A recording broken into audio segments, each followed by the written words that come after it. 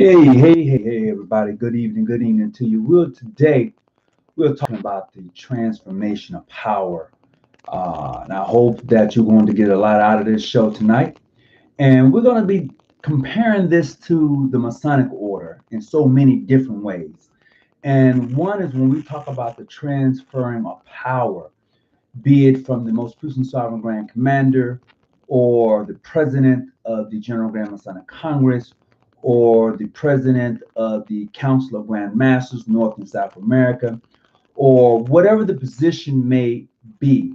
We're talking about the transferring of power and how, when one is in leadership, the assumed power that they have may corrupt them in some type of way. So today we're going to get into that subject. I mean, there's so much that can be said, but I would tell you after watching the inaugural ceremonies for the president of the United States, I would say this. Paying attention to it, there was a lot of things that was done masonically that was very interesting to see. And I will point this out. If you have ever visited a foreign Grand Lodge, or if you've ever been invited to sit and gone as a dignitary, when you go visit, and this is my own personal experience, when I've gone to visit dignitaries in Masonic lodges and jurisdictions, they introduce you into their lodge the same way the president and former presidents were introduced as they came on the scene. On the scene, and it would say, "Here we have past Grand Master Tony Muhammad, the most wishful John G. Jones, Grand Lodge, State of California, ancient, free, and accepted Masons." As I would enter, there would be uh, two gentlemen at the door with swords crossing. They call it the Iron Arc in some jurisdiction. You would then be escorted by another gentleman. I can't think of his name right now. It'll come to me later on. But in some jurisdictions, it's done that way when foreign dignitaries come to visit. So that reminded me of the time that I've gone to visit different jurisdictions. I'll tell you something else. If you would have noticed the Bible that Joe Biden had, even though they stated that that was his family Bible, if did you take a look at the top of that Bible? Did any of you actually see the top of that Bible? For me, looking at the top of the Bible, somebody in his family, somebody along the way, was definitely involved in the Masonic order based on the Bible that he had. And it was a family heirloom. It was a family Bible. So I took a picture of that. I was like, something Joe ain't right about that. So it's interesting. I mean, that was interesting. So as I sit and watch most of the inaugural ceremony, it definitely had a flavor of Freemasonry to it. It did. It really did. And I just want to welcome everybody who's about to come on. I mean, it's late on the East Coast. I know it is. It's still kind of early on the West Coast. So if you're coming in and if you didn't get the send out to let you know that I was on live, I've been having issues with that. So my apologies to you. And those of you who are coming on, what isn't Mason? What isn't Masonic? A lot of things isn't Masonic, but for those of us who have been around for a while, we tend to find Masonry in a lot of the things political, a lot of the architectural work that we see. We tend to find Masonry in it. So when you say what isn't Masonry, what isn't Masonic, a lot of things isn't Masonic. That's truth. A lot of things isn't Masonic, but being around for a minute, you tend to find a lot of things that are. It's not that we look for them, it's just the idea that we're so familiar with them till it doesn't come as a surprise anymore. So as those of you who begin to tune in tonight, we're talking about the transfer of power. And I'm speaking on this H&R block, aka H&R cube.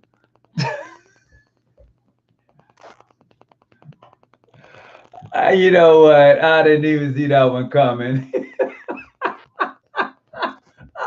I didn't even see that one coming, bro. I didn't see it coming. But as we get into tonight's show, we're talking about the transferring of power.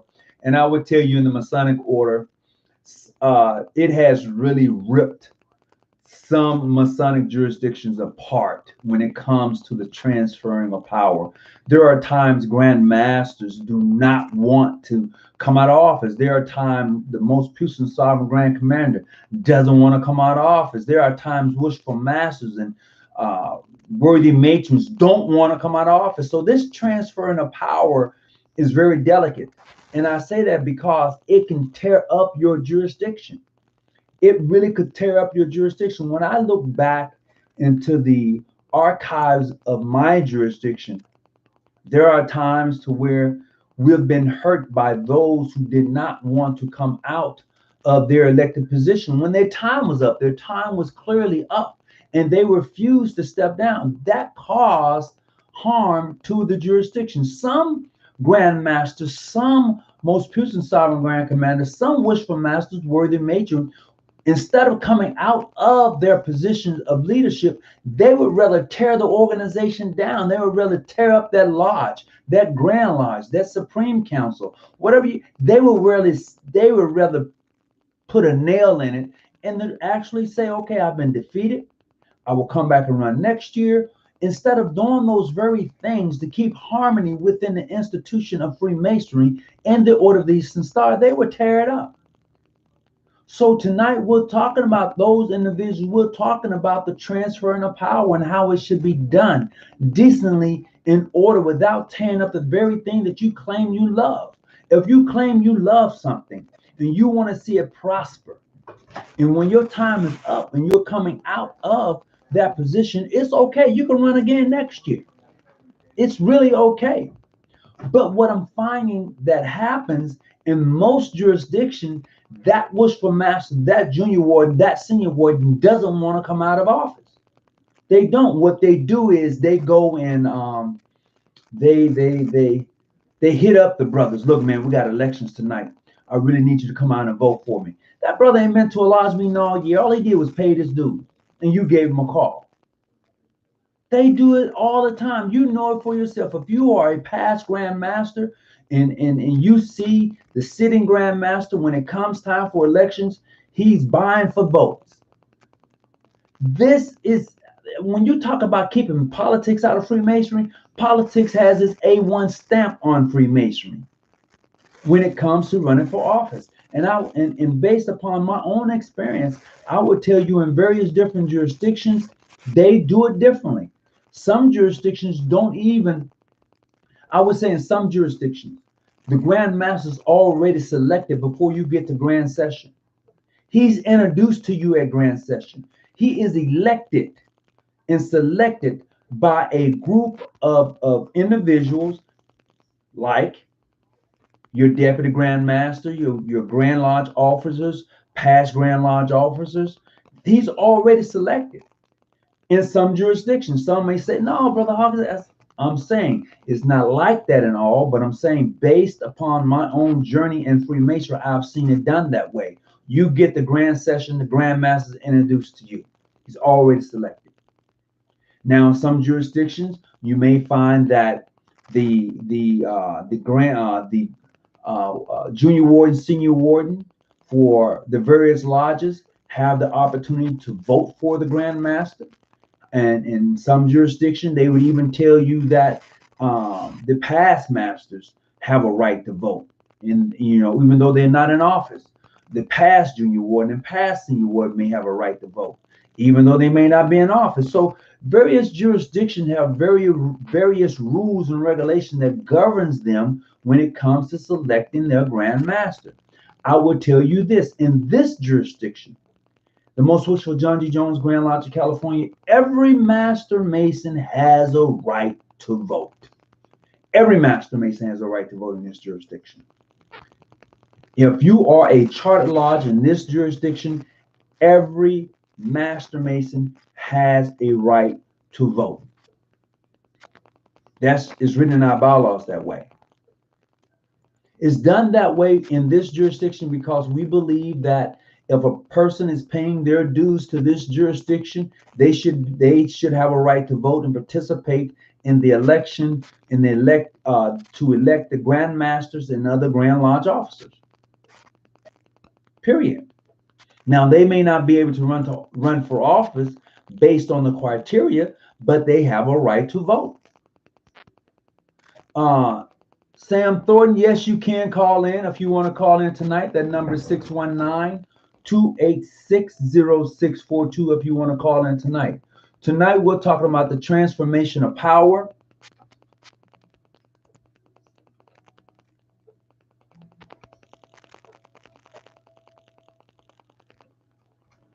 Oh, boom. All right, that's the number to call in. If you're going to call in tonight, that's the number right there, 619-286-0642. You can call in tonight. As I say, we're talking about the transformation of power. And as I look at the inaugural ceremonies for Joe Biden and the Vice President Pamela Harris, it's interesting. I find it interesting in how the transformation of power is supposed to be done. And I see how this has hurt Freemasonry all the way around. I don't care what your jurisdiction is, it is definitely taking a toll. Greetings, how can I help you? All right, greetings, Past Grandmaster. This is Brother Sam Thornton, the Worship Master of True Level Lodge 100 out here in Dallas, Texas. And I got the scoop on that Bible. All right, give me the scoop on that Bible.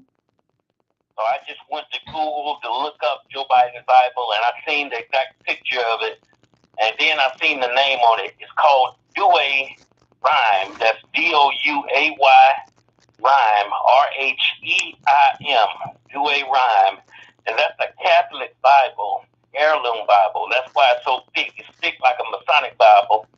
And I seen one on the internet for 1984. It's an 18.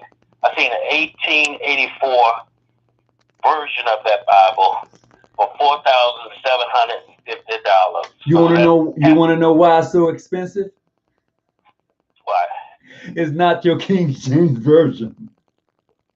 Yeah, that's right. That's the Catholic version. You know about Catholics have a different version of the whole Bible than ours.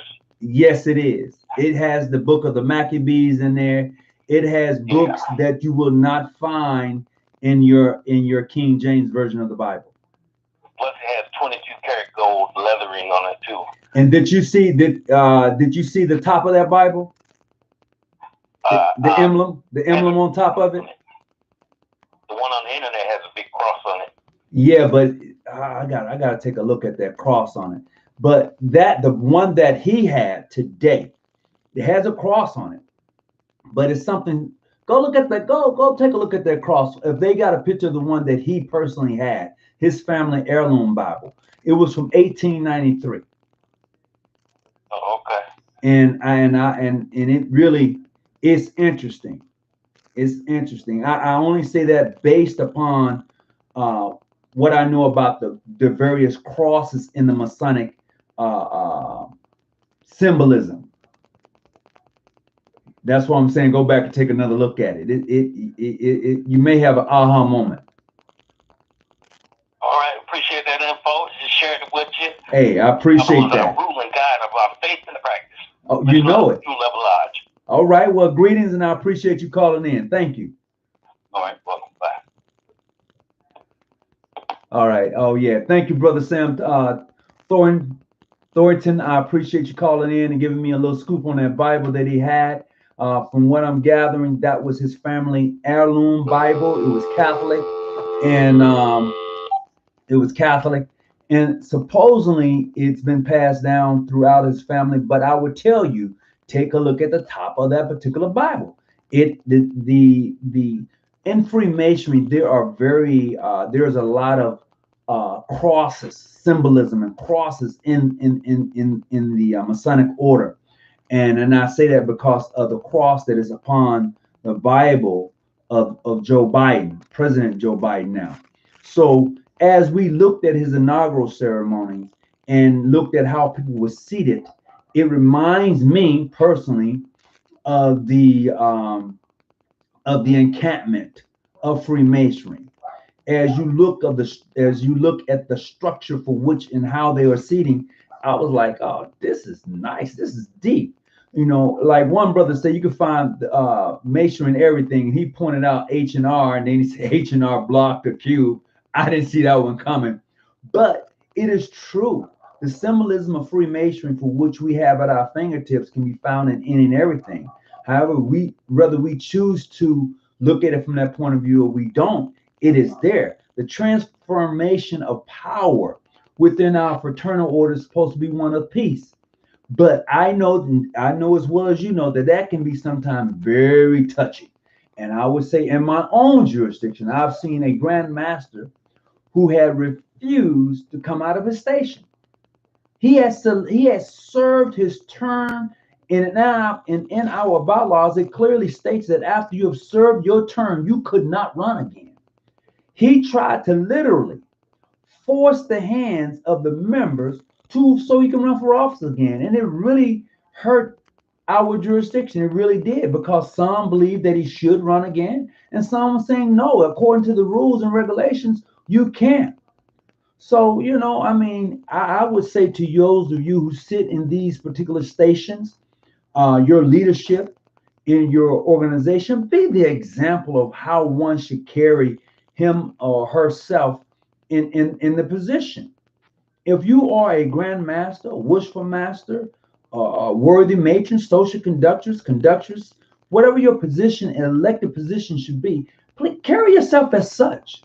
I don't care what your jurisdiction is. And when you do that, you are showing the example of what it is to be in these positions. Too many times, those who we put in these positions have no idea or clue, about the position, because of our structures and some of our jurisdiction. We just felt, well, he's been sitting there a long time. Let's put him in. And then when he gets there, you notice that he's tearing it up. But you put him there.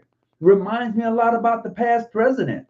He damn near tore the country up. Not saying that the country didn't have its issues already. He just pulled the scalp off the wound and said, bleed, let it go. And seeing that, we know that in some cases, grand masters or worshipful master, worthy matrons or grand matrons may come into office, and they may do the same thing. They know that there are issues within the jurisdictions, and they would exploit those issues and cause harm to the organization instead of bringing it together, instead of building a bridge to cement the organization, instead of a grand master using one of the greatest working tools at his disposal, which is the trial, to spread the semen of brotherly love, and that order, and that sister of the Order of the Eastern Star using her working tools. And I say working tools, and I'm only saying that as a metaphor, not that they have any, but understanding that she's the example of a woman and that she's fairest among thousands. She should use that, just as I can't think of the sister that went before the king right offhand. She's I can't think of her name. Esther, who went before the king, and how she carried herself. So we must realize the positions that we hold in these organizations are very prestigious positions. When you say that you are a worshipful master, look up the word. When you say that you are a grand master, when you say you are the most puissant, sovereign, grand commander, look at the words and understand that the position that you are elected to is Esther. Thank you, I appreciate that. Esther, thank you, I appreciate that. And when you look at these positions that you have been elected to, they're very prestigious positions. I don't, whether you're a grand master in Prince Hall or mainstream or wherever you're a grand master at, the position that you hold is prestige. It's an honor to be elected to that position. That is clearly to say that somebody, your membership, felt that you was qualified for the position. They felt that you met the qualities to be the grand master, the grand matron, the social conductors, the secretary, the treasurer. If you look at your positions across the board, wherever your elected position may be, whether it's in a lodge of affection or whether it's in the Knights of the East and West, or whether it's in any of those upper houses positions, man, to say that somebody's trusted in you, these positions speaks volume. But you have to be the one that transcend the position. Don't lower the position, take it to a higher level. So when the next person comes behind you, you have taught that person all there is that you had to offer him. Okay? And when you're able to do that, then when that person steps into that position, he knows that he was well trained and well guided. So therefore, when he begins to lead or she begins to lead, she's going to be okay because she knows that you will have, that she will have your support. He or she knows that. But not to know that the person position that you are taking, you don't have the support, man, it hurts. This is why a lot of times in the various organizations, you will find splits. You will find splits. Yeah, the brother that said alibi. What you say that a brother that says alibi is a brother at fault. It's his fault. Because what happens a lot of times is that when you elect a person to a position and the meeting is over, you go and you have sidebars. Well, you know he really doesn't deserve the position. He hadn't really been coming to no meeting. She don't really know the job. She just got here 5 years ago, and now she's elected to the associate conductors. How did that happen? Well, you know he's been in that same position for 20 years, and now he's the Grand Master, and he don't know what to do. You know why he doesn't know what to do? Because the sitting Grand Master did not include the Deputy Grand Master or the Senior Warden on what was taking place in the jurisdiction. So when he had to leave office or when she stepped out of office, there was not a peaceful transfer of power. You know, a lot of times secretaries, when they're no longer needed in their Grand Lodge or chapter or in their lodge, they don't turn over all the paperwork. This is why a lot of times in most of your ancient free and accepted Grand Lodges amongst African American jurisdictions, your paperwork is incomplete as far as the transformation of power, as far as can you go back in your archives and find X, Y, and Z. This is what happens to us a lot of times. Let's just be truthful. Because it happened in my jurisdiction. I ain't got to lie to you. It's true. You know, this happened in a lot of jurisdictions. You know, where when it comes to transferring of power, the secretary felt that he deserved to have another year because he likes the little donation that he gets. And he got beat out by somebody else that was more qualified. And now he's upset. So when the other secretary goes and asks for the books and records, he gives him half of it. He's been in office 10 years, but he gives you 3 years of organization. Come on. Now you're missing a lot of reports. You're missing who ran for office. You're missing a lot of stuff. This is why it's very important for the Grand Lodge to keep hold of their information. Greetings. Who am I speaking with? Hey, greetings. Greetings, past Grandmaster. Greetings. Past Worship Master Bradley. Hey, Brother Bradley, how can I help you tonight? What do you want to talk about? This topic of discussion. First of all, Happy New Year's to you. Thank you. Appreciate it. The same to you. And very interesting topic as always, transferring the power.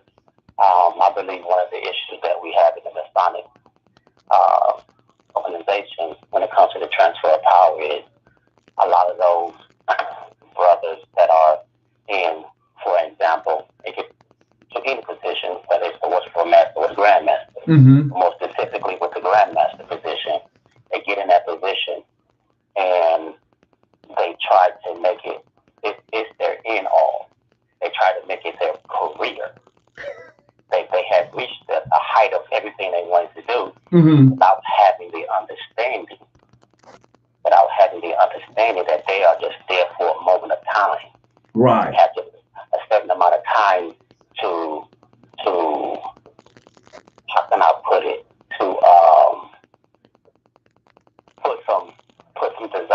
on a trestle board for the one that's going to come up after them. So what do you think about when grandmasters receive a stipend or a token at the end of the year, or in some cases, depends on the size of the Grand Lodge, the grandmaster has a salary. What do you think about that? I could go in many directions with that, Uh-huh. but I think it's personally, I think it should not be included in it. Okay. Because like I said, they get comfortable with the stipend, if you will, Mm-hmm. at the end of the year or however they issue it out, and they're relying on it as part of their retirement, vacation, and other financial things that they may have going on, which leads to sometimes the reason why they refuse to come out of that position, because they would no longer have any access to available funds. You're right about that. And then also, if it's not the money, they get addicted to the power and the opportunities that they would have. I would say assume power, because when you say power, I look at it from 2 points of view. This is just me, and this is not to debate you and what you're saying. I just look at it. When I say assume power, that's because when they're in the position, it affords you to give certain directives, and then they exploit those directives. That's what I think about powers, when they exploit the directives of the Grand Lodge Constitution and bylaws, where you know as well as I know the duties of the treasurer is to really submit to the wishful master at his will and call. He calls up the treasurer and say, I need for you to write a check for X, Y, and Z. And that's the job of the treasurer. Am I right or wrong? You can correct me. I don't mind. No. You're exactly right. And I would even expound that a bit more, that the Grand Master or the Worshipful Master hands should hardly, if ever, touch the money. That should be done between the members of the lodge, secretary, and treasurer. Absolutely. Absolutely. But here's the thing. You and I both know. I don't care what jurisdiction you're in. The secretary and the treasurer, and especially the treasurer, have taken money from these various jurisdictions, be it the Blue Lodge, the chapter, the Grand Lodge, the Supreme Council, whatever position. You can find it across the spectrums in Freemasonry where the treasurer have taken money. In some cases, depends on the size of your bank book. Lodges have lost anywhere from $1 million to thousands of dollars. It's true, and I can look. It happened in my jurisdiction. Okay. It happens in all of them. And we didn't even press charges. I wish to God that we'd have had the balls enough to press charges, but we don't want one of our own to be. No.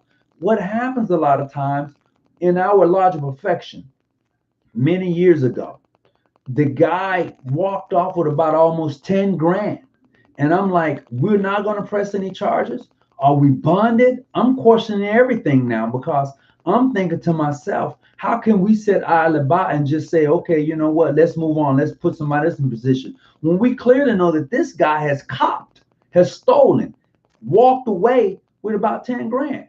When we talking about the transformation of power, we got people in positions that need to be checked often, not sometimes, but often. Your secretary, your treasurer, your wishful master, those books need to be audited at least twice a year. If not, at least twice a year or more. But a lot of times that doesn't happen, or a lot of the times it's not just one brother or one sister in the lodge or the chapter that's doing it.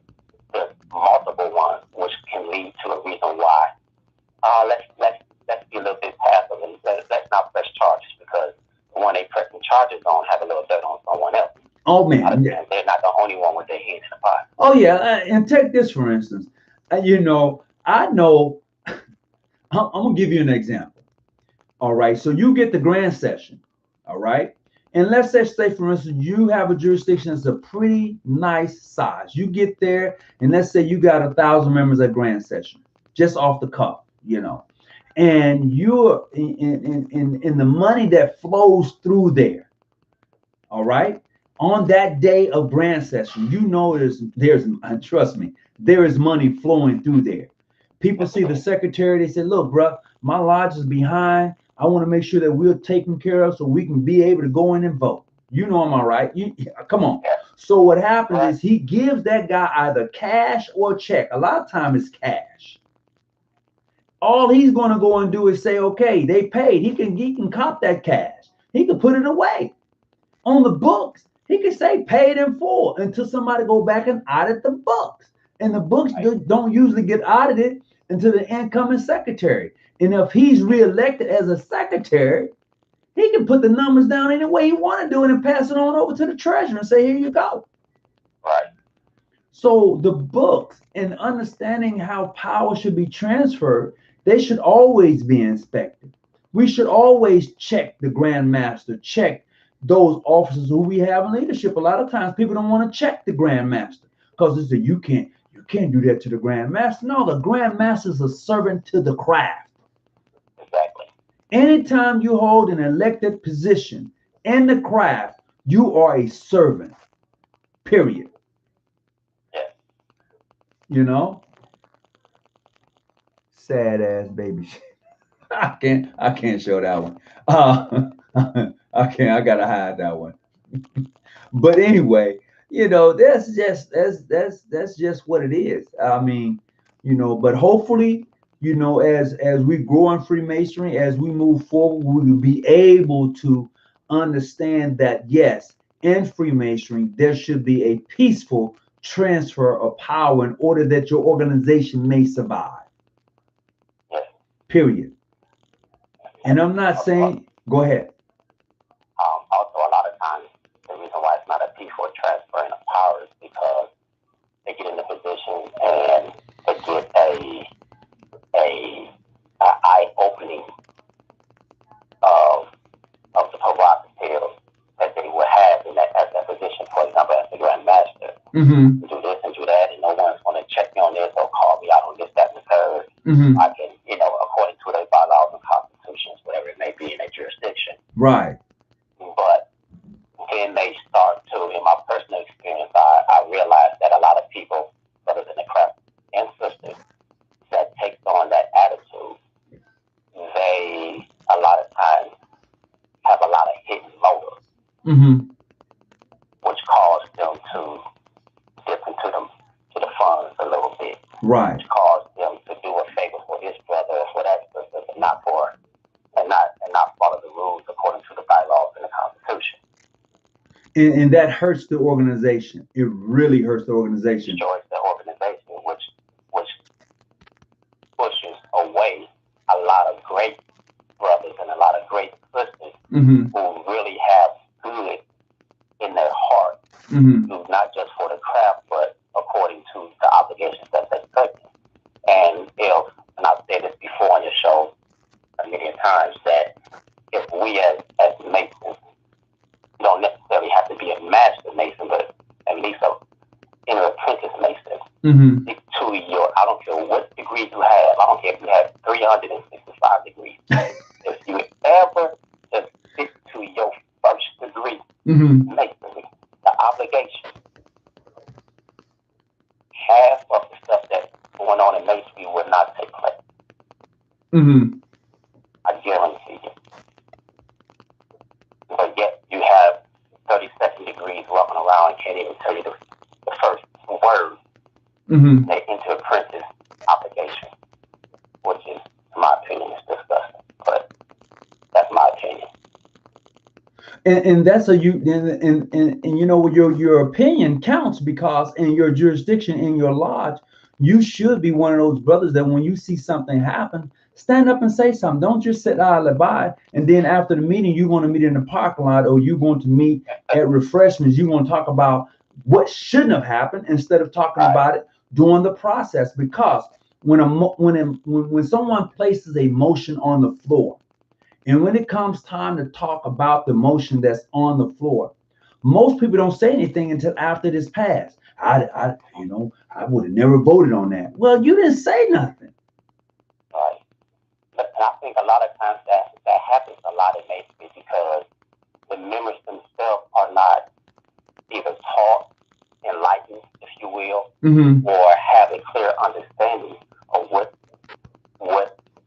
they can and cannot do within the lodge. Right. And when you inside of that lodge, it is open for lodge business. The members of that lodge, whether they have a position or not, have a voice as well. And when they speak, all must be quiet.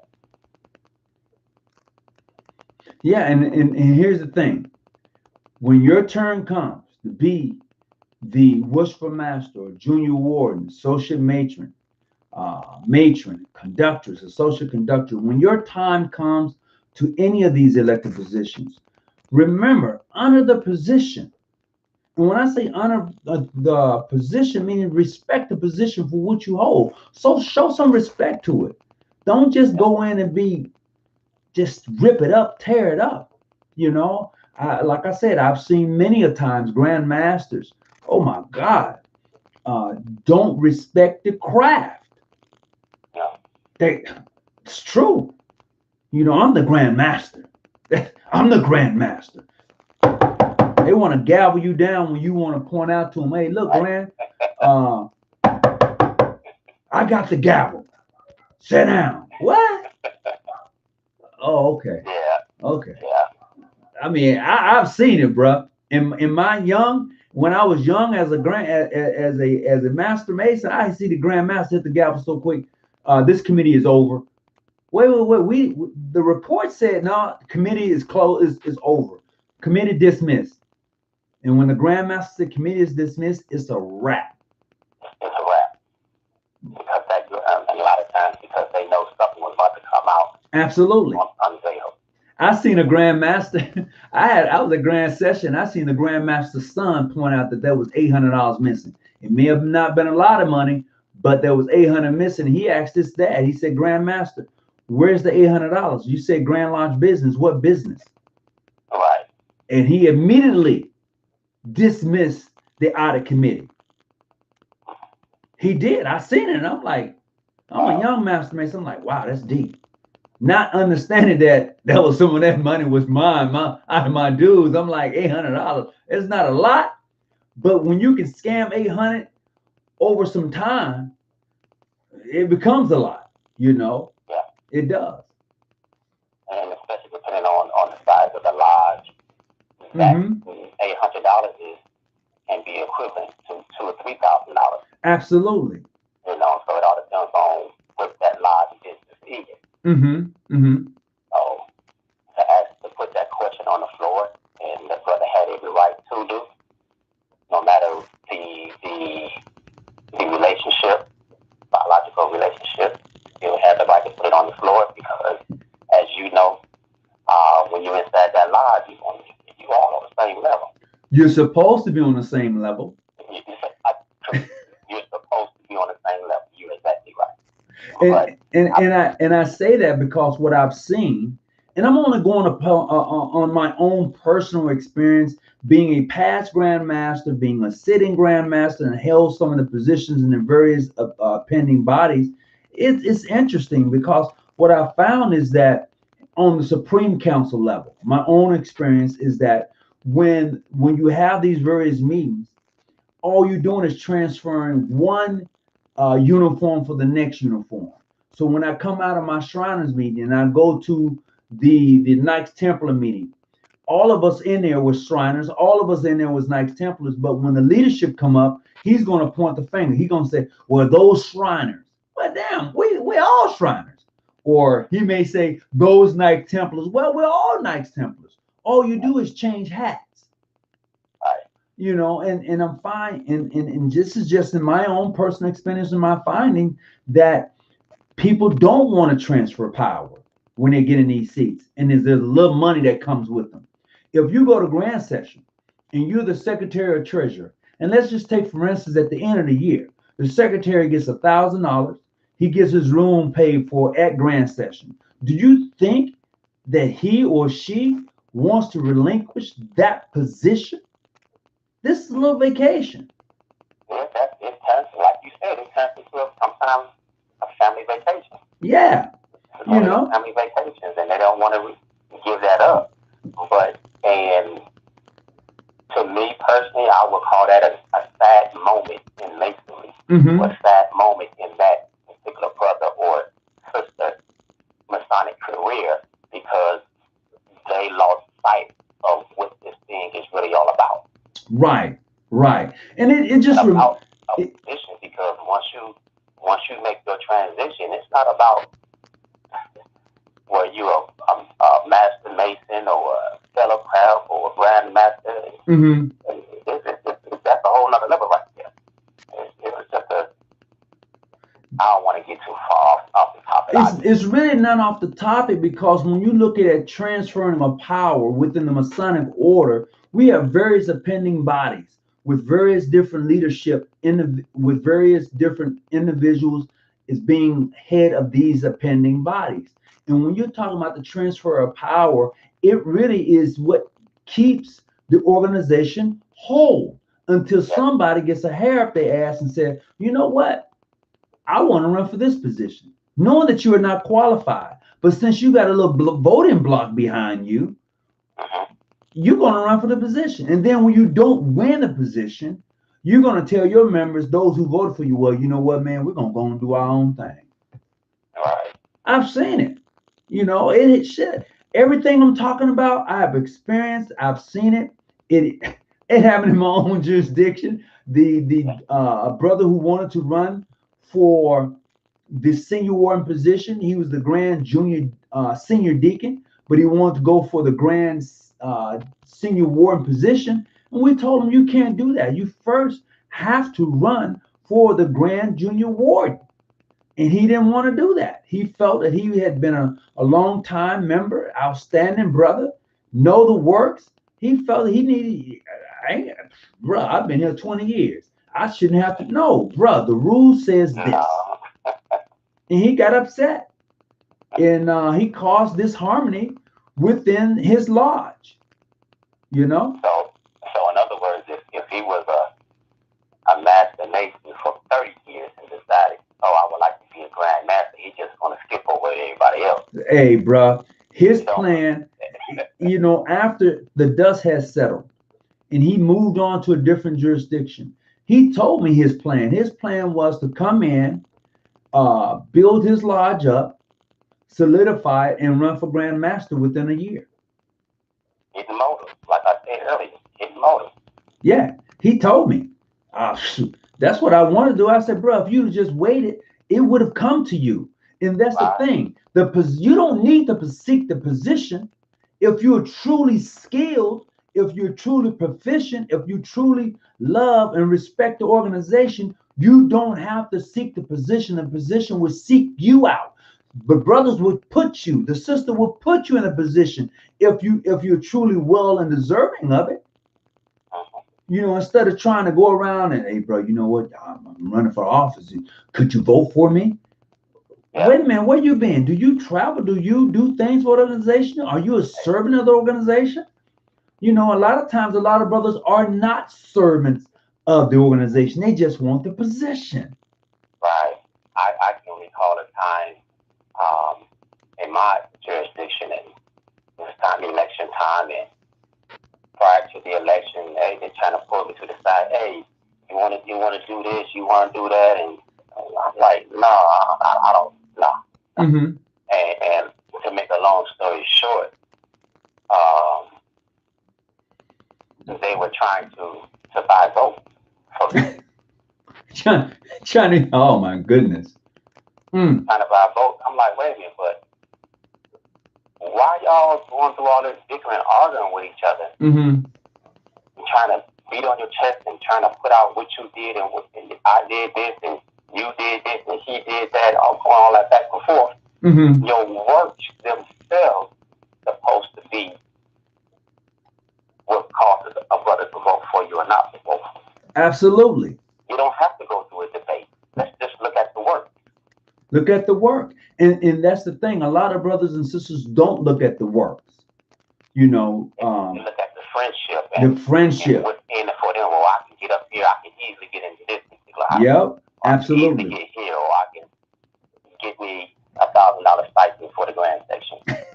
And see, that's the thing. Treasure. When you're in these elected positions, and I'm going to use myself for an example. I am a past secretary for the Supreme Council, for which I was in at one time, okay?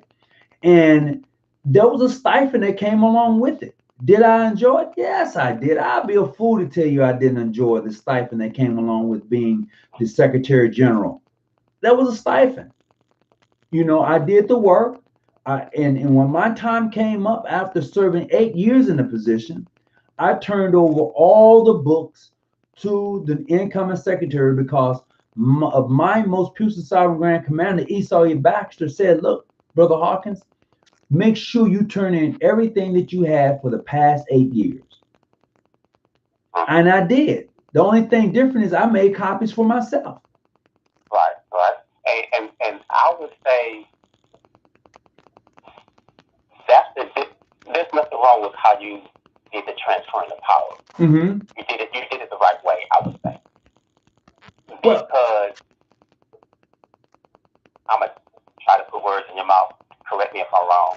Because you knew there was something greater to it than just that. Absolutely. So why keep yourself locked in, trying to hold on to those few dollars, figuratively speaking, those what's the word I'm looking for? The purse. Mm-hmm. See, holding that seat when you can go move on to another one. Now you're a past grandmaster. Absolutely. Grandmaster, there's work for you to do as a past grandmaster. Plenty of work for you to do as a past grandmaster. Mm-hmm. Sure. Yeah, it is. I'm telling you, there's a lot of work as a past grandmaster. Yeah. If you want to see a lot that you will miss out on for your own enlightenment as a past grandmaster and what you're doing now with your show. Mm-hmm. If you were still trying to hold on to that previous position, it can be a conflict. It could be.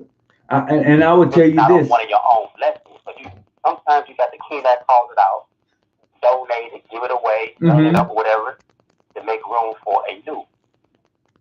That's true. That's true. And if you keep holding on to the old, mm-hmm. and you becoming a hoarder. He said a hoarder. Go ahead. You becoming a hoarder uh-huh. of knowledge and experiences that you should be putting on your chessboard and passing it down to the next one that's coming up behind you. You're preventing yourself from the blessings that is ahead of you. And this happens a lot of times where brothers who are very knowledgeable won't pass on the knowledge. And when I say very knowledgeable, they have the books, they have the lectures, they have the information, they won't pass the information on. And a lot of it get lost because the family doesn't respect Freemasonry like you did. You know what they do with your information? They give it to Goodwill or they sell it on eBay. They do a whole lot of stuff with the stuff that you had dedicated your life to. If your family don't understand how important Freemasonry is to you, they just give your stuff away or sell it. So it goes right back to the transformation of power when information that you have had is lost because you refuse to turn it over or to share it. You know, it goes right back into it. So it's very important for those of us who are in leadership to understand what it is that it's a privilege to be in that position and to respect the position. Bring honor and dignity to the fact that you're a Grand Master. And I will say this here, to any of us who sits in office in the various jurisdictions, no matter how big or small your jurisdiction may be, if you are elected to that position, it's just as important to you as it is being a Grand Master of the state. Okay? If you are a Grand Master, I don't care, like I said, no matter how big your jurisdictions are or how small, you are just as equal to the Grand Master of a very large organization. You're just as equal. because you have issues and problems too. You get phone calls late at night where this is Wishful Master John from Lodge number 47. Brother Darius' wife just passed away, Grandmaster. You get calls late at night too, or you get calls early in the morning. I've been a Grandmaster where people have been, we're traveling across country in Texas and the car stopped, Grandmaster. I tried to reach out to Wish for Master such and Junior. I haven't gotten the call back. What am I to do as Grandmaster? Go back and reach back out to the secretary and treasurer and those people in that lodge and say, this brother is stranded. You need to take care of it. I mean, it's that position. It may now it may be different in various jurisdictions as far as how that information is assimilated. I'm just giving it as an example. Right. The mere fact of being a Grand Master is a very important position. Junior Warden, these positions are just important. Just respect the position and understand that when it's time for you to come out of them peacefully and run again next year. If the craft wants you back, they'll vote you back in. Exactly. Sort of like a great analysis is like when you in junior high school. When you graduate from junior high school, you can't stay there. You got to go on to high school. You had fun in junior high school, but you had to transfer to that next step. You got to high school having more fun than you had while you was in junior high school and elementary. Absolutely. Now you graduate from high school. Now your books ain't hang around here. You got to go. Mm-hmm. Okay, so now you decide to go on to an institution of higher learning, college. You know, and speaking about that, as you move on in these various positions in life, and you have to leave one to go to the next, you do, as you just said, find more excitement, more experience in the various positions for which you find yourself. You're absolutely correct. Yeah. And when you, like myself, Mississippi State University. What was that? Mississippi what? Mississippi State University. Starksville? Starksville, Mississippi. Ah, what year? 2000. Oh, yeah, that's a nice size campus, and I've been on it more than a few times. That's another show, but yeah, go ahead. But after college and everything, I still keep in contact with a lot of my college buddies, and I ran track and field and everything, and still keep in contact with them.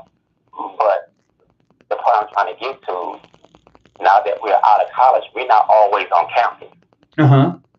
We've been there, did that already, but it's always cool to go back and fellowship amongst the brothers.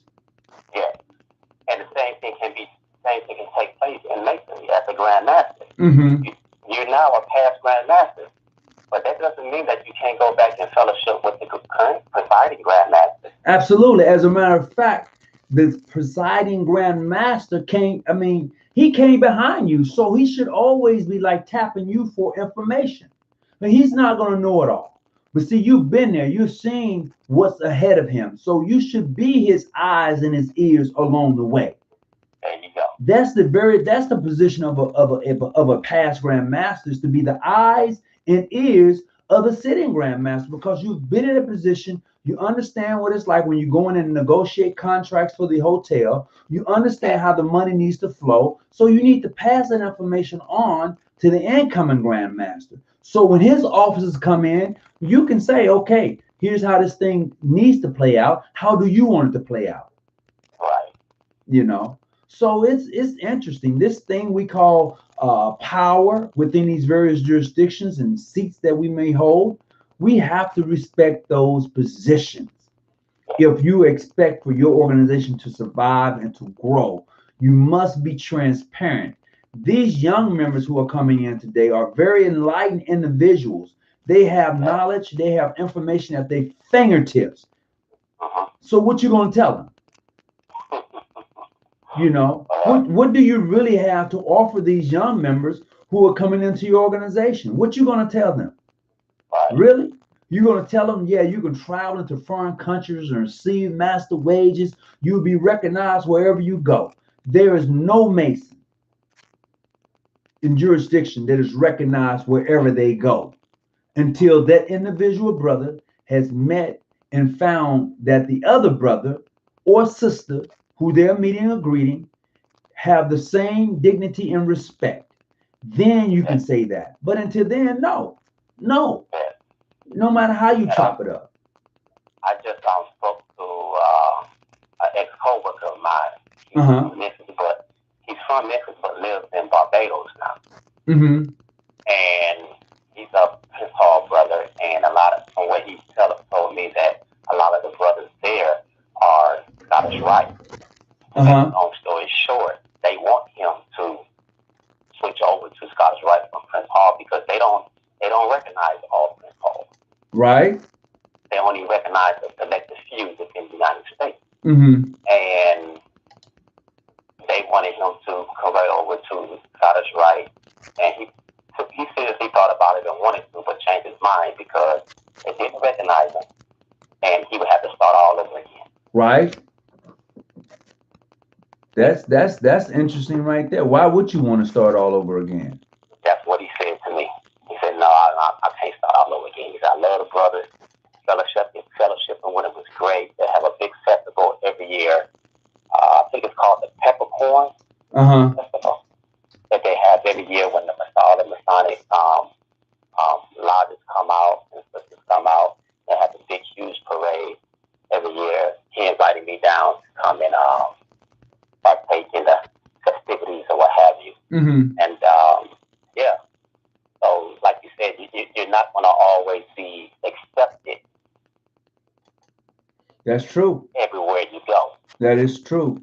And I'm sure. Go ahead. I, like you, when we first came in, I know when I came, my personal experience, I came into Masonry, I was greener than a green crayon in a box of crayons. Mm-hmm. I didn't know anything about anything, so I'm just being a sponge and accepting what is being told to me. Right.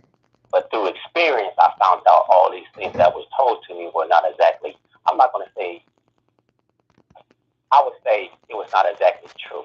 Mm-hmm. According to the way it was written. As it was written on paper, you are supposed to have all rights and privileges. But in reality, you don't have all rights. It's not. And that's what we must realize as officers and those who are leaders in the organization. Please be upfront with those who come into your lives. Right. Just be honest with them. And I tell you, when you're honest with them like that, you will have one of the most dedicated members to your organization because they know that you're upfront with them. Yes. They know that. So what I'd like for the members who are watching tonight, please hit the thumbs up button, hit the like button. Tonight, we're talking about the peaceful transferring of power within the Masonic order. And some of the good, some are bad. But in overall, the transferring of power from your various positions is supposed to be one of peace and harmony, because harmony being the strength of all society, but more especially of ours, should tell you how we're supposed to conduct business with an organization. And when you find that is not happening, you're going to have to say something. Don't sit idly by and just watch it happen. Get involved, and for those who are in leadership, let them know this is not right. And you may find yourself having to make some changes within that organization to make sure that it is done correctly. Hold that Grand Master accountable. Stop saying that, oh, you can't do that. No, the Grand Master is a servant of the people. Any position that you have in that organization that you are a member of, they are a servant to the people. So they must get you the proper information and to make sure that you are well versed in the Masonic order and in the Order of the Eastern Star. So you got the last word before we go ahead and say something before we get ready to log off, my brother. Oh no, I don't have much to say, but thank you for taking my call. Happy New Year's to you again. Happy New Year to everyone that's listening to the show tonight. And keep coming with a great topic. We're still in the beginning of a new year.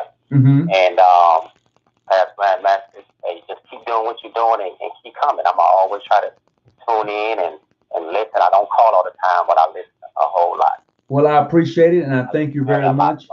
And I'm going to be sharing some things that are coming up in our jurisdiction. And as I log off, I hope everybody be safe. Okay, bro? Okay, bro. All right, thanks.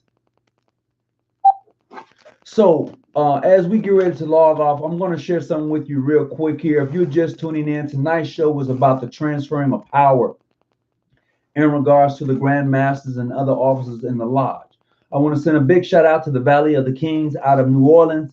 And we appreciate you, and we hope all is well. And, if I could be of any assistance to you along the way, you have my number. You can give me a call. To Brother Larry Diamond, thank you for tuning in tonight. Brother Stephen M. Jackson, thank you. I appreciate you. It is my duty as the host of the show to make sure I get word out to my supporters, especially those who tune in, and I try to do that. And sometimes it's a hit and miss. But to Larry Diamond and Brother Stephen, thank you for tuning in. I should have given you a heads up, but I wasn't for sure, bro. I just wasn't for sure. So, but thank you. I appreciate you. I appreciate you. And for those of you who have been asking, you've been asking in regards to the next time we do a raisin in the desert. We're going to be doing a raisin in the desert in May. The last weekend in May 2021, we will be in Vegas doing a raisin in the desert. If you wish to attend, please reach out to me at John G. Jones, that is JGJAFAM at yahoo.com. Could one of the administrators please put that in the comment? If you want to email me in regards to visitation, please do so. That's going to be JGJ at AFNAM at yahoo.com. If you're interested in coming to Vegas in May, we're going to be doing a raisin in the desert. You don't want to miss this. I'm just saying, the last one we did last year, we had, man, it was great. We started early in the morning, about maybe, I think it was about 3:30 in the morning. We got through about 12 o'clock, high noon, and it was great. It was great. So if you want to join us in the desert, you're certainly welcome to do so. The email is there, JGJ AFNAM at yahoo.com. If you're interested in joining us for this raisin in the desert in Vegas, you're certainly welcome to attend. We just got to make sure that you are who you claim to be. So again, that is JGJ at AFAM at yahoo.com. If you want to join us, please, once again, this is the last weekend in May. I think there's a holiday on that Monday, which is the 31st. Check your calendars, and we'll be forwarding you more information as we draw near to that time. Today is half moon. Hump day. Okay. Anyway, so what? No rattlesnakes. I can't promise you that it won't be any rattlesnakes. I can't. I won't do that at all.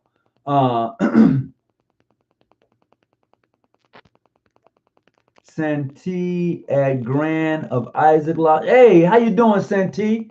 Yeah, Isaac Lodge number 100. I appreciate you. Good shout out, brothers. Good to hear from you, and thanks for looking in on me as I travel across country. Thank you. We're getting ready to do that again also.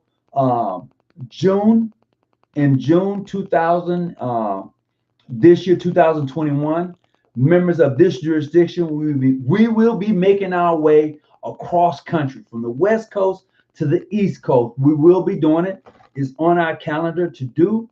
So I'm looking forward to just stopping and fellowshipping along the way. We'll be coming from California. We'll be going all the way across to the East Coast. So we're looking at about 3,000 miles. We're just going to do it. We're taking off time, and we're going to do the thing. So we're looking forward to doing that. So look, the higher you climb, the clearer the vision. Whatever you do, stay out the bushes, keep your light on, and thanks to everyone for coming in and joining us tonight. Remember, the last weekend in May, or Raising in the Desert. If you want to attend, please let us know. Love each of you. God bless you and peace. And whatever you do, stay out the bush and keep your light on. I'm out.